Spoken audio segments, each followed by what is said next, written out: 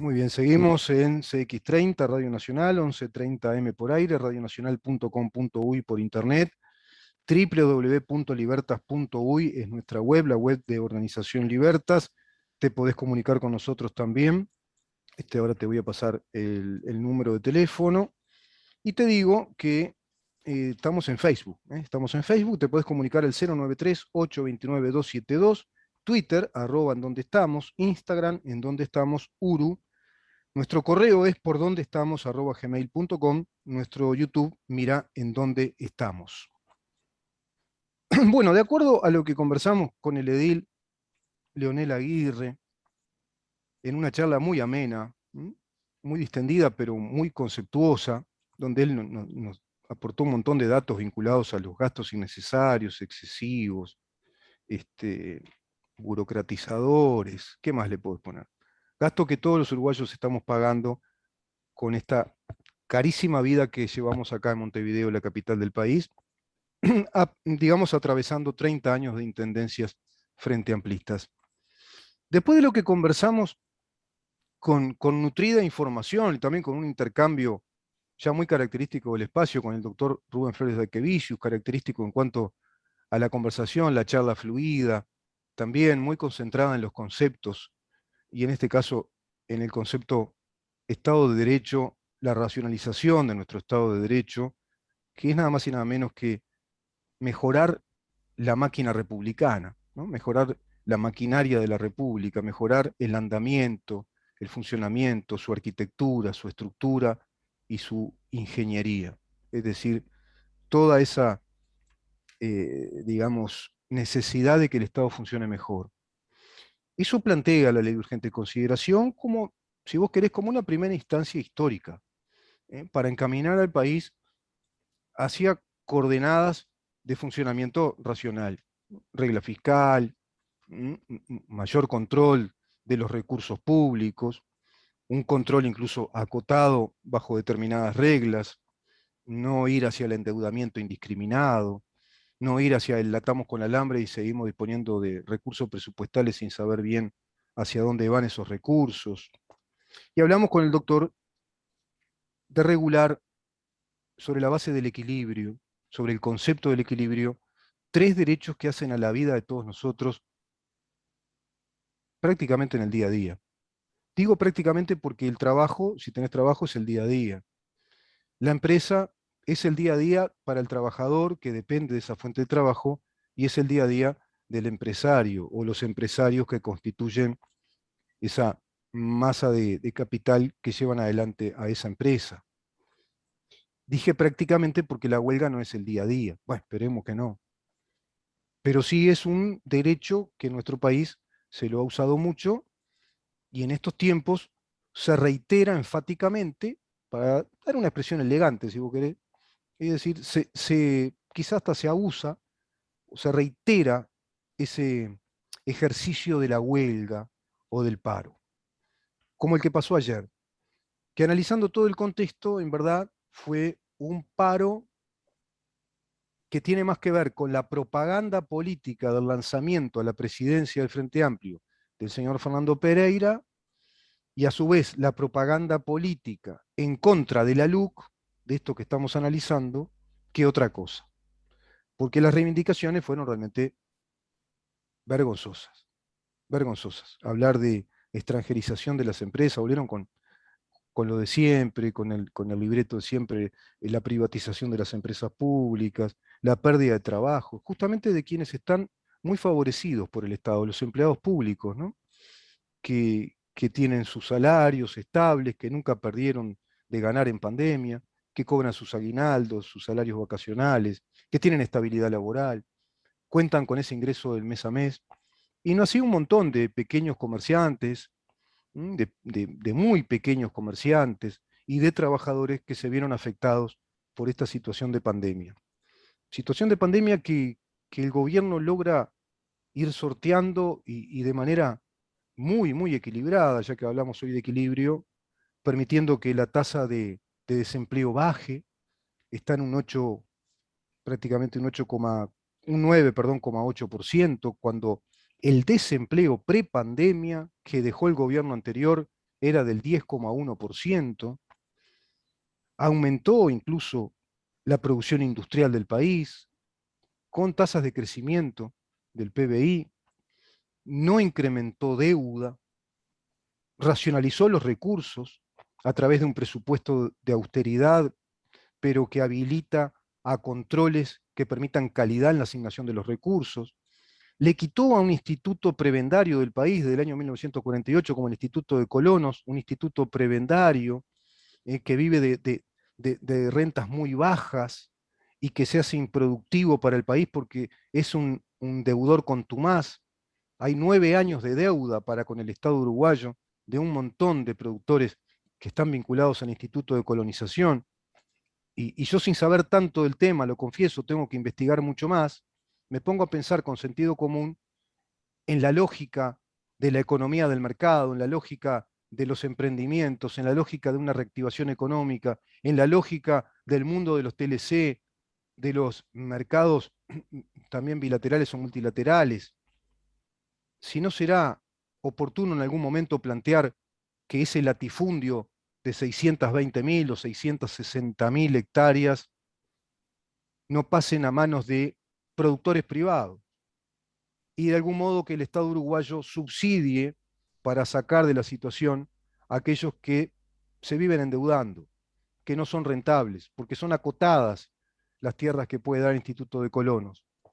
Con 30 hectáreas es viable llevar adelante una producción y es viable además en productores que cuentan con recursos para realmente llevar a cabo con toda la tecnología que hoy se requiere, la inversión adecuada para que tenga buen rinde esa producción, buen rendimiento agropecuario. Muchas preguntas habría que hacerse, poner ahí el bisturí del análisis periodístico a fondo en un país donde todo se lo da por sabido o se sobrevuela esos temas y se sigue de largo. Una prensa que es omisa a todos estos análisis, a profundizar, por ejemplo, los aspectos centrales del Estado que mejora la ley de urgente consideración, porque no olvidemos que el PCNT, la central sindical sin personería jurídica, como decíamos hoy, que hace a su antojo lo que quiere en cuanto a sus recursos económicos, que compra voluntades hasta para hacer un paro y bueno, y dar la imagen de que había mucha gente. Pensaron llenar el Libertador y parece que no llegaban a Lipa, y parece que de las calles que están por ahí, por la zona de Lipa al Palacio, concentraron la gente con determinadas tomas, con ciertas tomas de cámaras que dan la sensación de una multitud impresionante. Y aunque lo hubiera sido, 30, 40 mil personas no representan todo el país, ni mucho menos. Pero compran también voluntades en la prensa, porque hay un detalle que no se lo dice mucho, y está en la tapa del libro. Los obreros o los trabajadores de la prensa están sindicalizados y forman parte del PCNT. Por lo tanto, no se van a tirar muy contra el PCNT. Y lo van a dar como un hecho a razonar, y escucho prensa que habla bueno, de cuáles fueron las plataformas reivindicativas y que están en la lógica del movimiento sindical. Y olvidan cosas tan gruesas como que estamos en pandemia, que hay una recesión económica mundial, que el país va saliendo como puede, que lo ha hecho de la mejor manera posible, un gobierno muy racional en cuanto al uso de los recursos, y que plantea una ley que es transformadora de un montón de aspectos disfuncionales del Estado, como el que analizamos hoy. Entonces, cuando vos ves que el derecho de huelga tiene que ser equilibrado, que la propia Organización Internacional del Trabajo ahora sí le pone una nota de aprobación a Uruguay porque estaba en el debe respecto a la violación de la propiedad privada, con aquellos ejercicios violentos, desmedidos, desbordados, de huelguistas que ocupaban empresas y hasta rompieron maquinaria y que algunos pasaron a la justicia, bueno, eso se terminó. Y se tendrá que terminar también un PIT-CNT que hace lo que quiere, que siempre tiene las mismas personas en los poderes, en la jerarquía del poder sindical, que ganan sus muy buenos sueldos, que tienen sueldos públicos, salarios públicos de una antigüedad de 40 años, 35, 40 o más años, y que no se sabe qué hacen con el dinero que recaudan de esos vanagloriados 400.000 afiliados que una vez dio en un programa de televisión hace tiempo Marcelo Abdala, diciendo que eran la fuerza más importante del país y que él de algún modo planteaba o exhortaba que le dijeran si hay alguna fuerza más importante que el PCNT que congrega o representa 400.000 voluntades en el país. Mirá vos. Y por otro lado nos enteramos que no tienen personería jurídica y no hay declaración jurada de lo que hacen, cuando todos nosotros estamos totalmente obligados a hacer declaración jurada por las actividades que realicemos y ponemos una empresa de servicios personales, una empresa de monotributos, o pones un kiosquito, lo que sea, un pequeño almacén de barrio, tenés que hacer declaraciones juradas y pagar un montón de plata mes a mes respecto a todas tus actividades. El PCNT no. ¿No será momento también de racionalizar el Estado en ese sentido?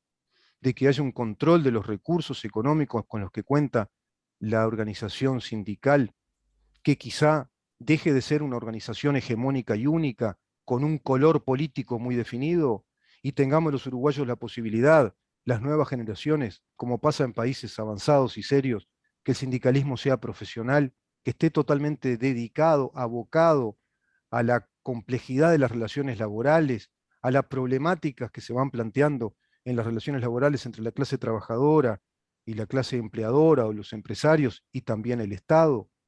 ¿No será hora de que también ahí se democratice la actividad sindical bajo precisamente los preceptos constitucionales del derecho gremial, del derecho sindical, y que se aplique la personería jurídica y que se aplique así la posibilidad de que se abran nuevas organizaciones sindicales con propuestas alternativas a esta propuesta hegemónica neomarxista Foro de San Pablo, que está evidentemente de punta contra este gobierno, y así va a ser muy difícil que el país pueda salir adelante.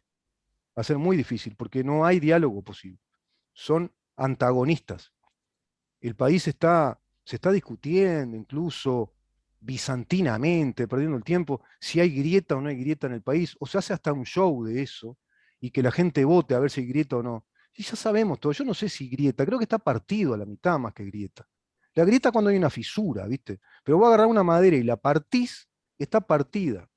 Entonces quedan antagónicos a las partes, quedan enfrentadas. Y hay un enfrentamiento. A veces se suaviza y a veces se agudiza el enfrentamiento, pero es estructuralmente instalado ese tema. Está estructuralmente instalado porque esas cabezas no van a cambiar, van a pensar de esa manera, están ideologizadas y a través de esa ideología pretenden llegar al poder del Estado y tomar al Estado como si fuera una mega empresa que va a aplicar todo ese clientelismo que todos ya sabemos para con sus afiliados al PIT-CNT y todos, por supuesto, de un perfil ideológico de izquierda. Ese es el país que estamos viviendo. Y por otro lado, un modelo republicano, un modelo democrático, representativo, que tiene cierta cuota parte de liberalismo en su concepción económica. Y digo cierta cuota parte porque este gobierno, no te creas que es tan liberal, es un gobierno que aplica la receta uruguaya del Estado social o el Estado de bienestar, tiene un componente socialdemócrata en un país que tiene un rango muy pronunciado de izquierdización en su cultura política, no desde ahora, sino desde décadas, y es un gobierno que dentro del republicanismo democrático tiene un viso más socialdemócrata que otra cosa. Y fíjate que ante un gobierno de estas características le están poniendo palos por todos lados en la rueda y dando al gobierno, dándole o pretendiendo darle una imagen de un gobierno de derecha, un gobierno neoliberal, oligárquico de derecha que vino a privatizar y a extranjerizar las empresas públicas estatales. El versito es siempre impresentable y no vamos a ningún lado con eso. La pregunta que dejo entonces es, el Uruguay se tiene que hacer una gran pregunta. ¿Más populismo del que sufrimos 15 años o más república? Eso lo plantea una ley, la ley de urgente consideración. Nos vemos mañana a partir de las 10 de la mañana para seguir sabiendo en dónde estamos. Chau.